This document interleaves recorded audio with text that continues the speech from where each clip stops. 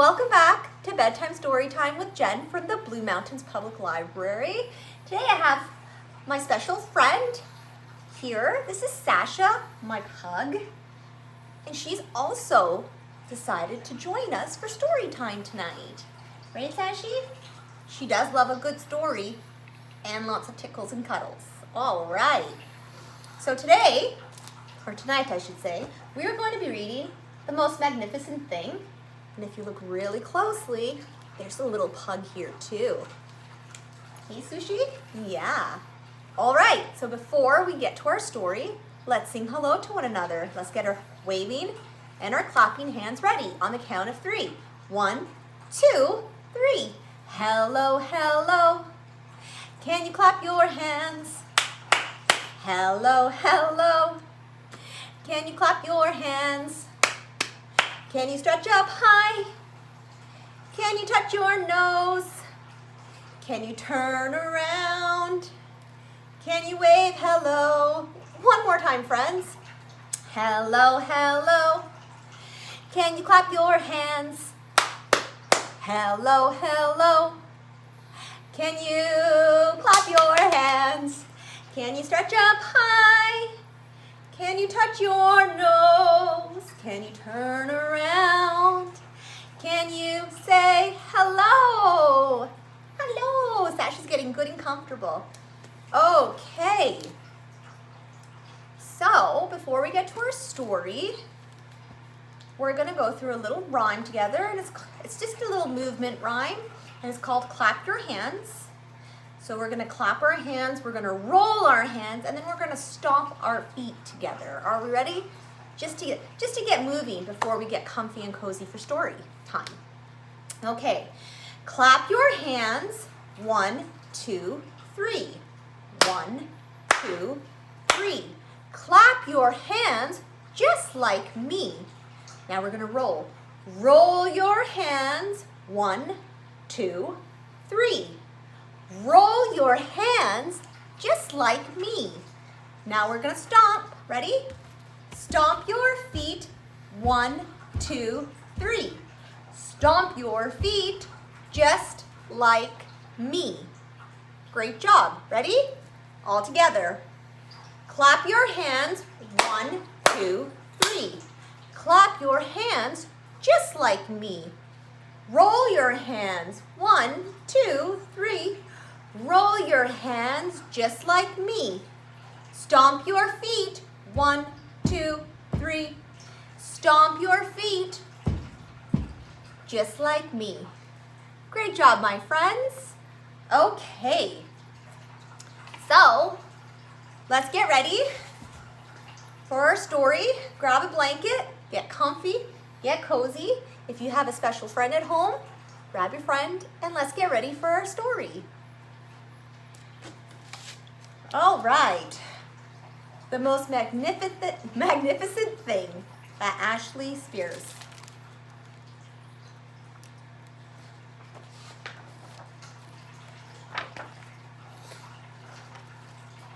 This is a regular girl and her best friend in the whole wide world. They do all kinds of things together. They race, they eat, they explore, they relax. She makes things, he unmakes things, and one day the girl has a wonderful idea. She is going to make the most magnificent thing.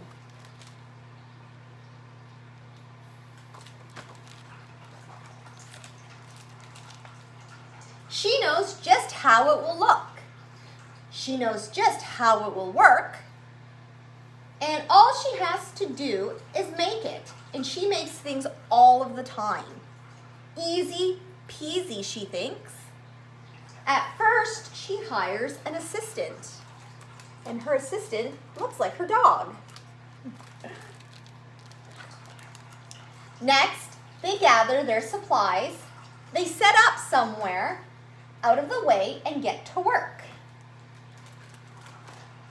So it looks like they're setting up outside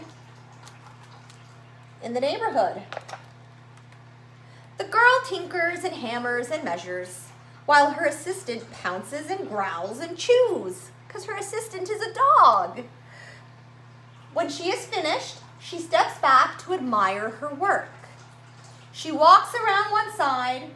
Her assistant examines the other side. It doesn't look right. Her assistant picks it up and gives it a shake. It doesn't feel right either. They're shocked to discover that the thing isn't magnificent or even good. It isn't even kind of sort of okay. It is all wrong.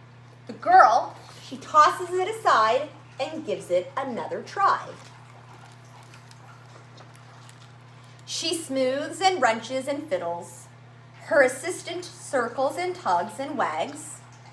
When she is finished, she stands up and takes a long look at it. Her assistant gives it a nudge with his paw. This thing is still wrong, and she decides to try it again.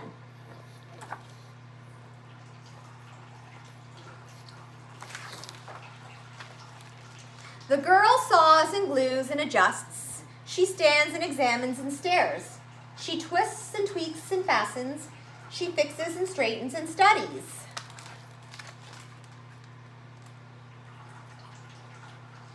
She's working really hard, friends, getting it just right. She tries all different ways to make it better. She makes it square. She makes it round. She gives it legs. She adds an antenna. She makes it fuzzy.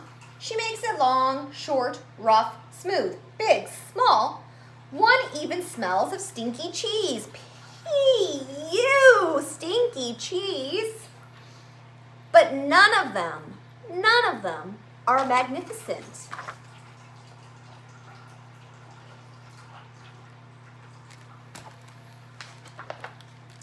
Her hard work attracts a few admirers, but they do not understand. They can't see the magnificent thing that she has in her mind. And she gets very mad. Hi, Sush.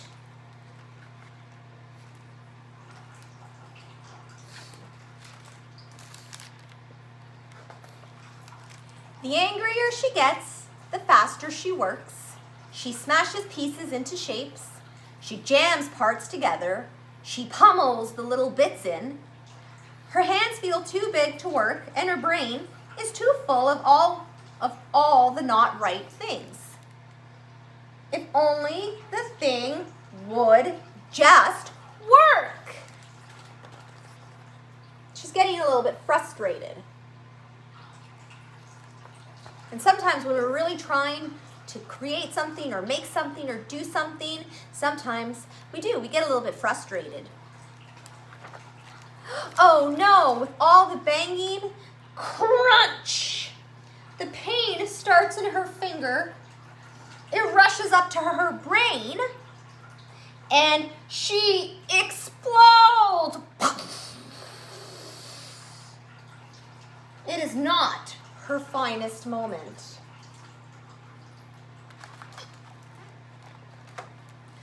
I am no good at this.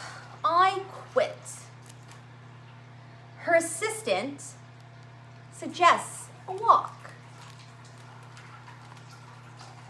I think her assistant is onto something. It's not much help at first, and they're walking, but before long, she starts to feel different. Bit by bit, the mad gets pushed out of her head.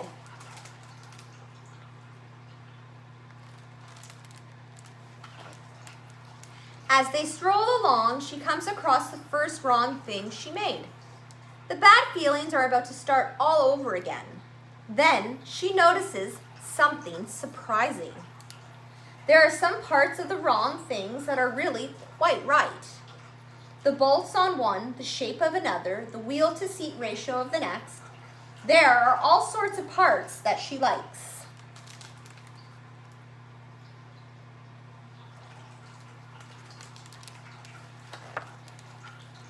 By the time she reaches the end of the trail, She finally knows how to make the thing magnificent. She gets to work. She works carefully and slowly, tinkering, hammering, twisting, fiddling, gluing, painting. Her assistant makes sure that there are no distractions. This is the perfect thing to ward off bears. This will stop that leak. This one's all wet. So she has people on the street looking at all the different things she's made. The afternoon fades into evening. Finally, she finishes and she alerts her assistant.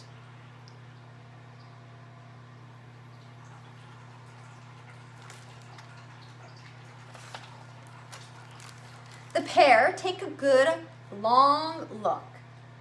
It leans a little to the left and it's a bit heavier than she expected. The color could use a bit of work too, but it is just what she's wanted. They climb aboard and take it for a spin. They are not disappointed. This really is the most magnificent thing. So check it out. She created a scooter with a side cart for her puppy. And that, my friends, is the end of the most magnificent thing. Really good lesson in this story. You know, sometimes we're working on things or we're doing things and especially if we're working on them for a little while and we're having a hard time figuring out a solution, we get frustrated. And sometimes the best thing that we could do is to kind of step away from that project or whatever it is that we're doing, clear our head and face it again when we're feeling up for it. Great story. I love that one. All right, my friends. So we're going to say one more rhyme together. And then we'll sing our goodnight song. Okay? So we are going to tickle the clouds and tickle our toes. We're going to turn around and tickle our nose. We're going to reach up high and reach down low. Story time's over. Now let's sing our goodbye. Goodbye, friends. Goodbye, friends.